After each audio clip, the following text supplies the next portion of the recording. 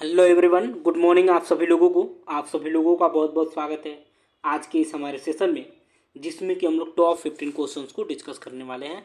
तो सभी लोग जल्दी से एक बार जुड़ जाइए, क्लास को शेयर कर देंगे दोस्तों में। जो लोग भी क्लास में पहली बार जुड़े हैं प्लीज़ चैनल को सब्सक्राइब करेंगे, बेल आइकन को प्रेस करेंगे ताकि वीडियो का नोटिफिकेशन डेली आप सभी लोगों को मिल सके। तो एक बार जुड़िए, क्लास को शेयर करिए। देरी ना करते हुए चलते हैं हम फर्स्ट क्वेश्चन की तरफ। एक बार मुझे बता दीजिए voice quality video quality clear है कि नहीं, फिर क्लास को एक बार शेयर कर दीजिए। बताएंगे टाइफाइड में शरीर का कौन सा अंग प्रभावित होता है? फुसफुस होता है, आंत होता है, ठीक है, या लीवर होता है, या ठीक है अग्नाशय होता है। तो सब लोग जल्दी से एक बार आंसर करेंगे। फर्स्ट का क्या हो जाएगा राइट आंसर, जल्दी से बताइए।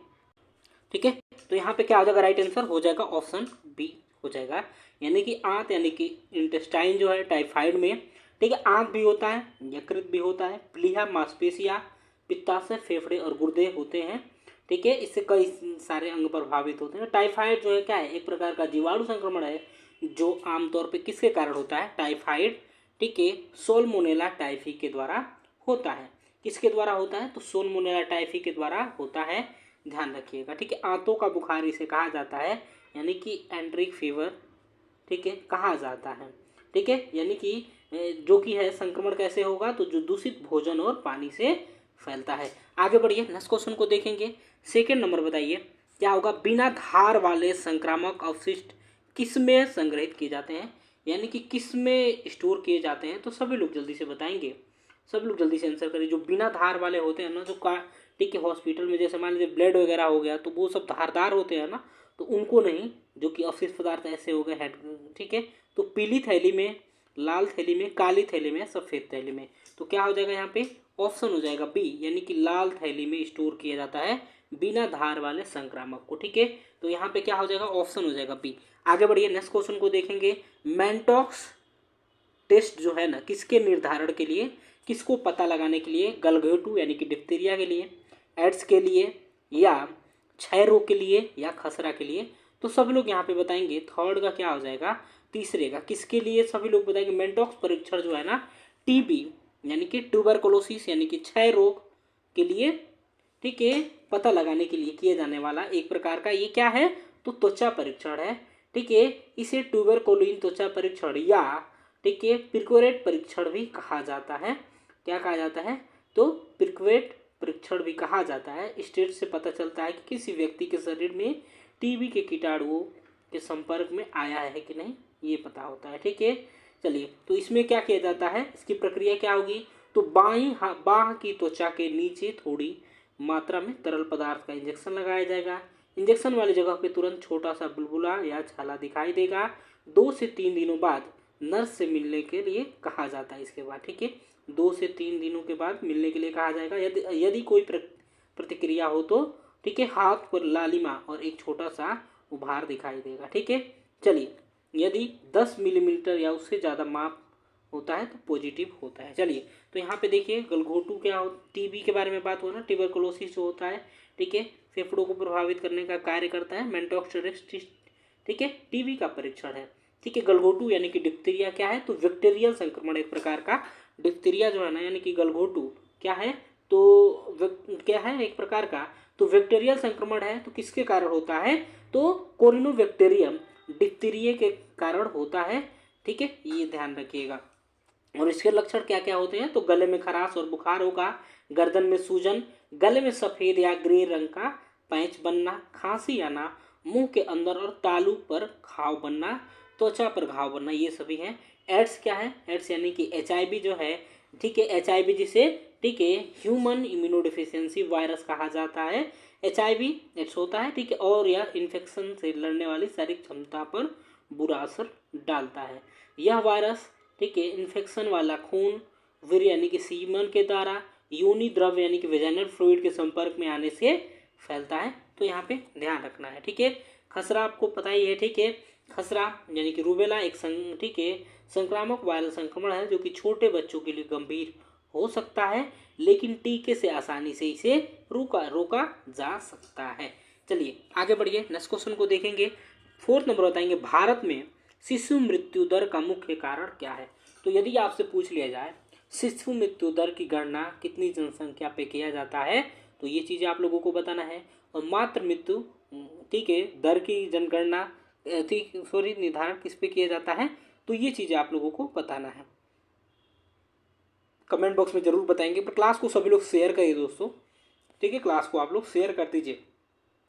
तो यहाँ पे क्या हो जाएगा, शिशु मृत्यु दर, ठीक है, तो क्या होता है शिशु मृत्यु दर, जो कि ठीक है हर 1000 जीवित जन्मों पर एक साल से कम उम्र के बच्चों की मौतों की संख्या को यानी कि मृत्यु की संख्या को शिशु मृत्यु दर कहा जाता है। ठीक है, यह क्या है, स्वास्थ्य की स्थिति एक अहम संकेतक है। तो यह बताइए इसका मुख्य कारण क्या है, तो तीव्र श्वसन तंत्र संक्रमण, अपरिपक्वता, दस्त रोग या जन्मजात विसंगतियां। तो देखिए यहाँ पे देखिए कैसे निकालेंगे, तो 1 साल से कम उम्र की बच्चों में होने वाली मौतों की संख्या, तो 1000 पे 1 सालों में, ठीक है, एक साल से कम उम्र के बच्चों की मृत्यु की संख्या पे निकाला जाता है शिशु मृत्यु दर। तो यहाँ पे क्या हो जाएगा, किसके कारण होता है, तो ये अपरिपक्वता के कारण होता है। ठीक है, सबसे ज़्यादा, ठीक है, मुख्य कारण क्या है, तो अपरिपक्वता।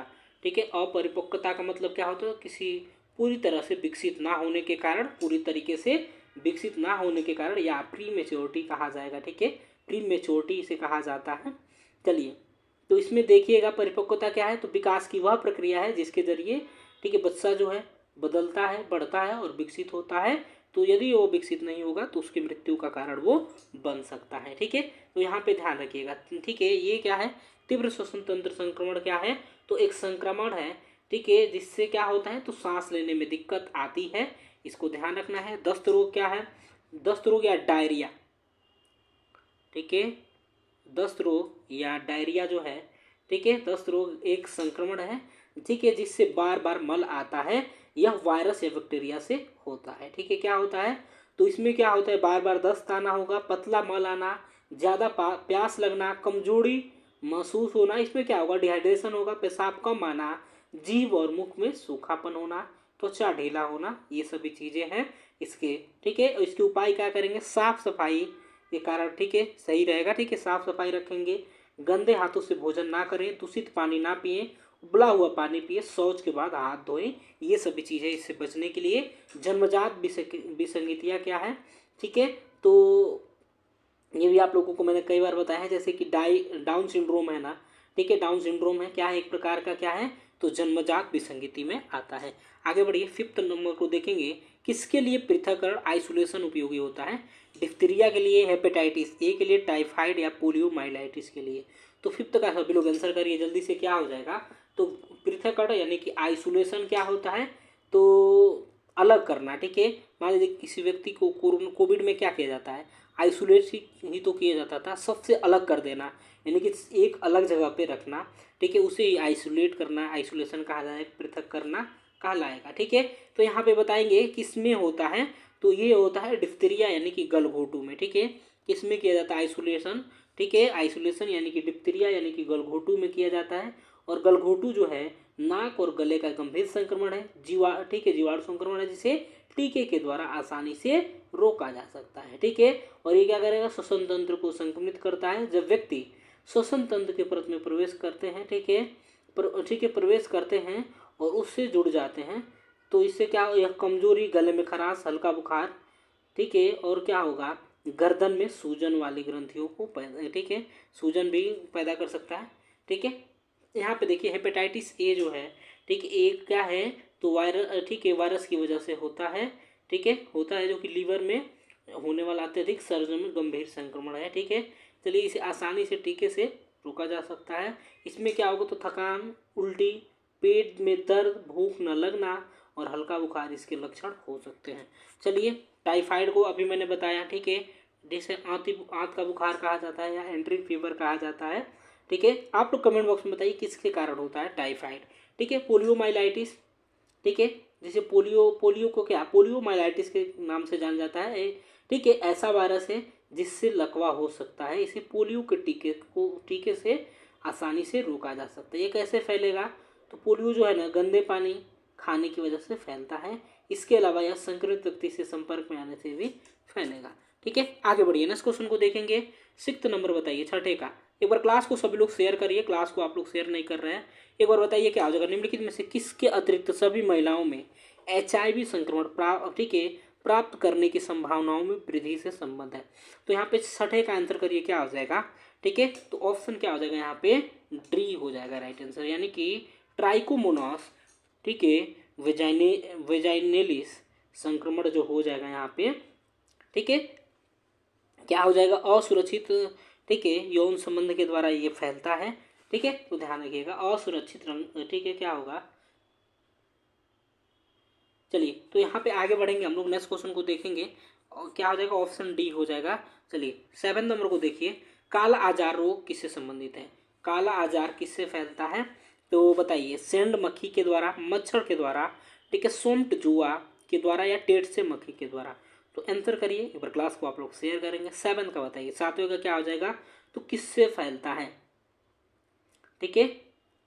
देखिए ये लिस्मेनिया परजीवी के संक्रमण से होने वाला बीमारी है जो कि सेंड फ्लाई के काटने से फैलेगा। किससे काटने से फैलेगा, तो ये सेंड फ्लाई यानी कि, ठीक है, सेंड मक्खी के काटने से फैलता है, ठीक है, सेंड फ्लाई, ठीक है, के काटने से फैलता है। तो ऑप्शन क्या हो जाएगा यहाँ पे, ऑप्शन हो जाएगा ए। आगे बढ़िए, नेक्स्ट क्वेश्चन को देखेंगे, निम्नलिखित में से कौन से संक्रमण के लिए टेट से मक्खी एक संचरण कारक है।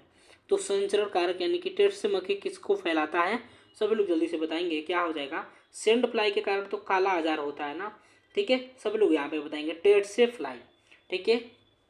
टेट से फ्लाई जो है क्या है, तो अफ्रीका में पाए जाने वाले एक प्रकार का मक्खी है, ठीक है, अफ्रीका में पाया जाता है। यहाँ पे सभी लोग जल्दी से बताएंगे 8वें का राइट आंसर क्या हो जाएगा, तो ऑप्शन हो जाएगा बी, यानी कि ट्रिपेनो, ठीक है, ट्रिपेनोसोमा गैम्बियंस हो जाएगा यहाँ पे। ध्यान रखिएगा, एक परजीवी है, ठीक है, जिससे मानव, ठीक है, मानव अफ्रीकी टेपनोसोमियोसिस यानी कि नींद की बीमारी इससे होता है। किससे होगा, तो इससे नींद की बीमारी होगा। आगे बढ़ेंगे, नेक्स्ट क्वेश्चन को देखेंगे, ठीक है। बताइए 9th नंबर बताएंगे, नर्स को एक नवजात के इरिथ्रोमाइसिन मलहम लगानी है, उसे आँख के किस क्षेत्र में लगानी चाहिए।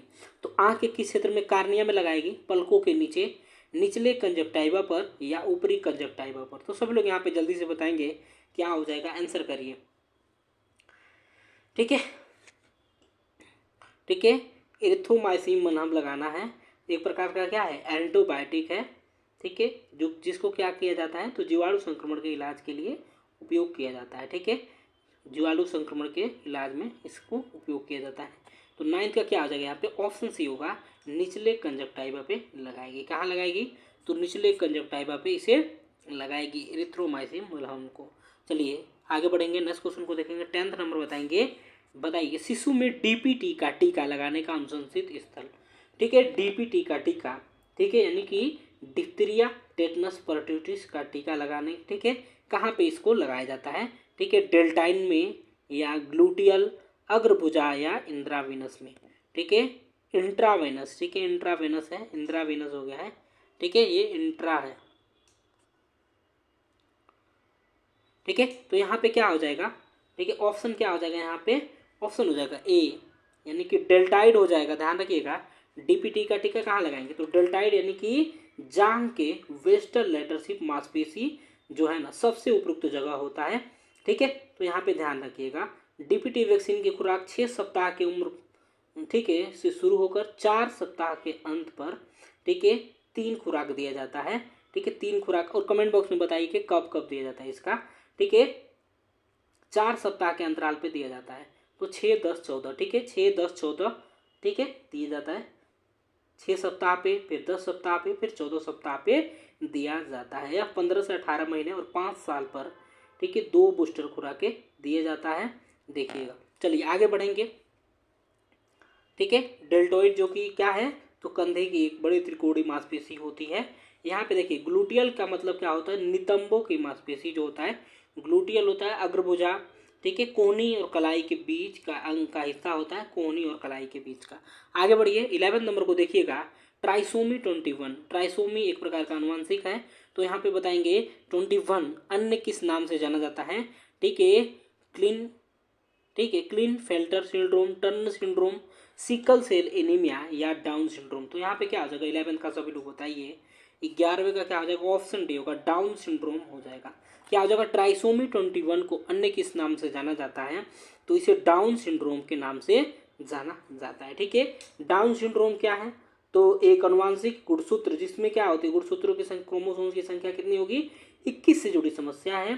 ठीक है, जिससे क्या होता है, बच्चे के विकास की गति पर असर पड़ता है, साथ ही बौद्धिक विकास में देरी होता है। ठीक है, बौद्धिक विकास, मेंटल रिटार्डेशन में, ठीक है, देरी होता है। डाउन सिंड्रोम के क्या है, एक प्रकार का अनुवांशिक विकार है जो असामान्य कोशिका विभाजन के परिणाम स्वरूप अतिरिक्त अनुवांशिक गुणसूत्र यानी कि क्रोमोसोम्स 21 से बनता है। यहाँ पे ध्यान रखिएगा। इससे क्या होगा, इसके कारण क्या होगा, डाउन सिंड्रोम के कारण क्या होगा, चेहरे की अलग बनावट, स्वरूप, बौद्धिक विकलांगता और विकास, ठीक है, विलंबता होती है।